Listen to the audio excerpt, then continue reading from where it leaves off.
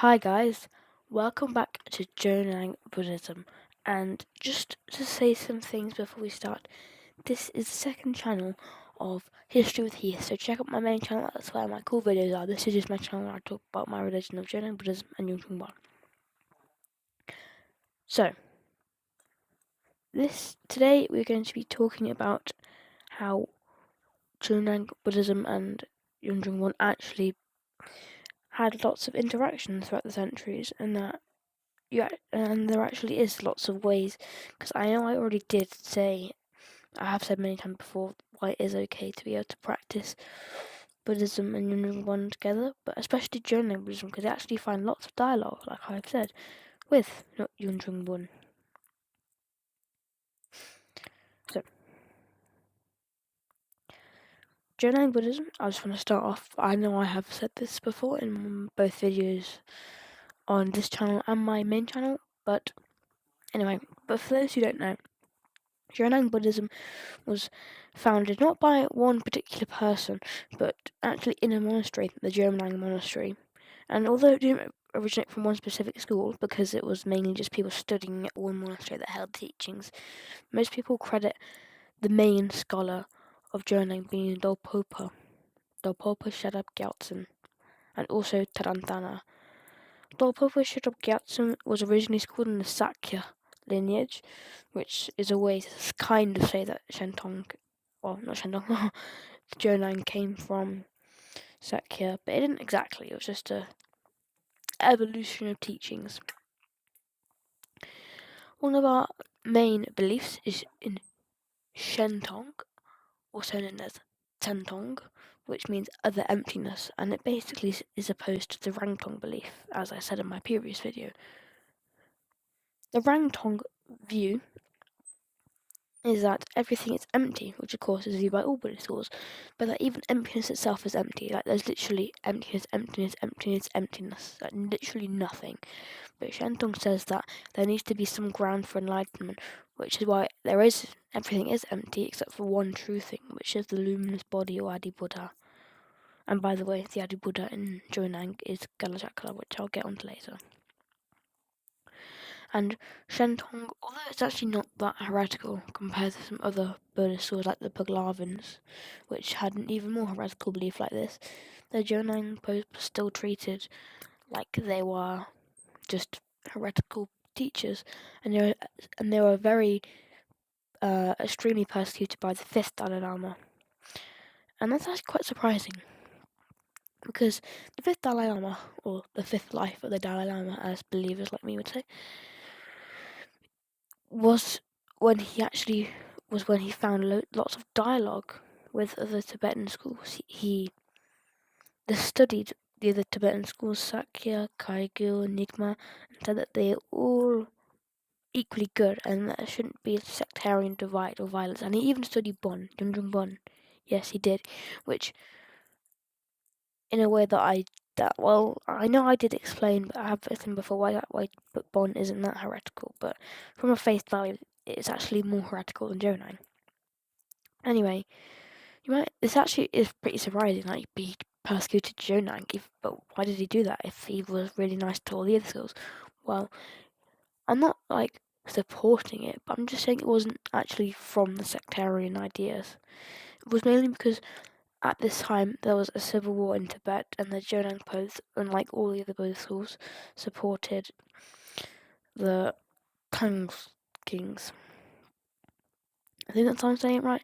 And they were seen as a major political opponent to the main Gelug and the sectarian rule.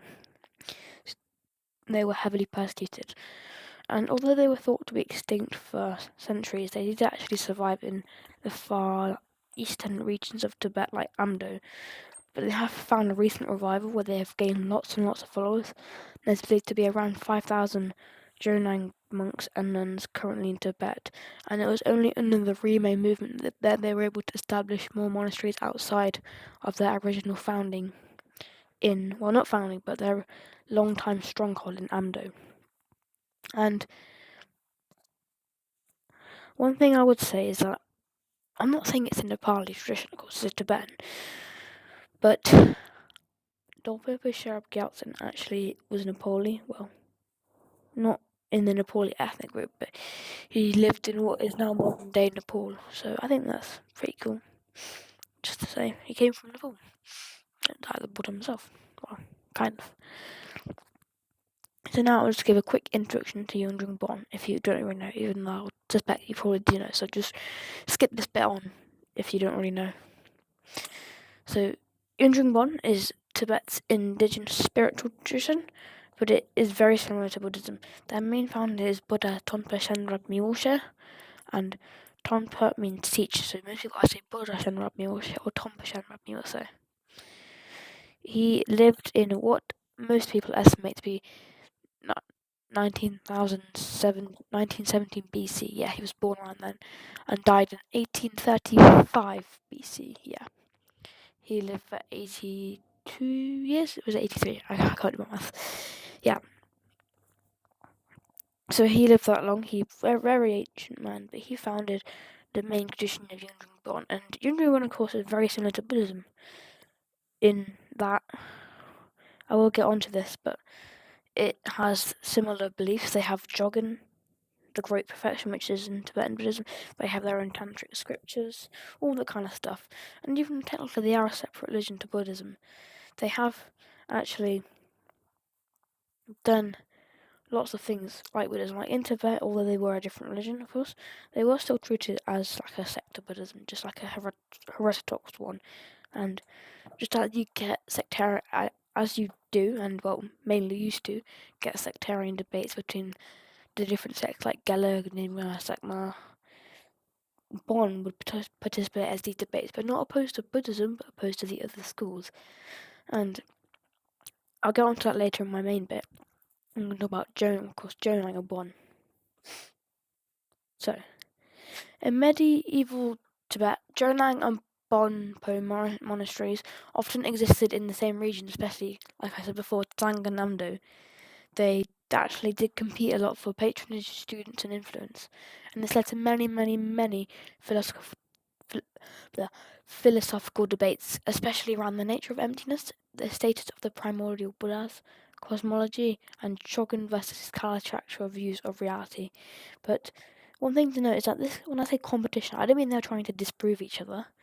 It meant intellectual exchange, and that they were sort of saying, "Oh, that's cool," but I personally think that it's more like this, like yes, but that's the main way to kind of say it. So the key debate topics was when Jonang was trying to say, of course, as I did mention, Kalachakra as the Adi Buddha, and Bon as Kuntung Zangpo as the Adi Buddha. And Kuntang Zampo, although there's the Bon Kuntang Zampo and the Tibetan Bon Kuntang Zampo. Bon is Tibetan, but I mean the Tibetan Buddhist Kuntang Zampo. Kuntang Zampo in Tibetan Buddhism, just as a quick thing, is just the Tibetan name for Samantabhadra, which is the Adi Buddha in the Nyingma sects. While this Kuntang Zampo is different, but just shares the same name. Anyway, another thing is that Jonang would try and, talk about their Zhentong view, that the ultimate reality is luminous and endowed with qualities, while Bon will talk about Jogging and primordial purity and spontaneous presence. And I don't want to go on it too much, but Bon, they don't believe in Rangtong, but they don't believe in Shentong. They believe in something similar to Shentong, but as you all know, and I'll go in depth with, they did sort of go against the Jonang version of Shentong, because it's important to know that even though Shentong came from Jonang, it did have practitioners in other schools, like especially Karma Kagyu. They had lots of Shentong philosophers who believed in that. So then they, of course, had many shared practices, of course. The Bon, of course, like I said, they had Jogging practices, and they both used mandalas, tantric rituals, and visualization practices. Just like I said, and how Bon was almost treated as a sect of Buddhism, and that they would debate with other sects, not with Buddhism itself. And of course, festivals and rituals and local deities were also often shared in Tibetan communities. As I said, Jonang was suppressed by the Gelugs, but Bon also did face periods of suppression, but this was in early Tibetan history. As of course, as I said, the Dalai Lama, the fifth one, actually said, well, yeah, Bon is fine. In the modern era, with Jonang and Bon having been accepted as the fifth and sixth schools of Tibetan Buddhism, well, most people say that Jonang is the fifth, but Bon is accepted as a legible tradition, if you know what I mean. And of course, today, scholars, there's no more sectarian violence in Tibet. There's lots of dialogue, peaceful, sort of, dialogue between each other, sort of peaceful exchange, that kind of stuff. And just some closing thoughts that I would say is that Jonang Buddhism and Yungdrung Bön sort of shows that spiritual traditions don't have to agree to coexist. Debate can, sharpen their wisdom. Dialogue can, deepen thinking, understanding, and diversity can, of course, enrich the landscape, the spiritual landscape of a culture and religions.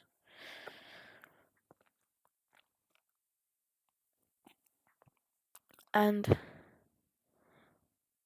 yeah, that will be it for today. 11 minutes. Oh, this is a long video. Anyway, yeah, I'm gonna release a main video on my main, a video on my main channel, which is just me telling you to watch this video, as this channel isn't as popular. But anyway, I'll catch you in the next video on either my main channel or Jonang Buddhism channel, this one, and I'll see you next time.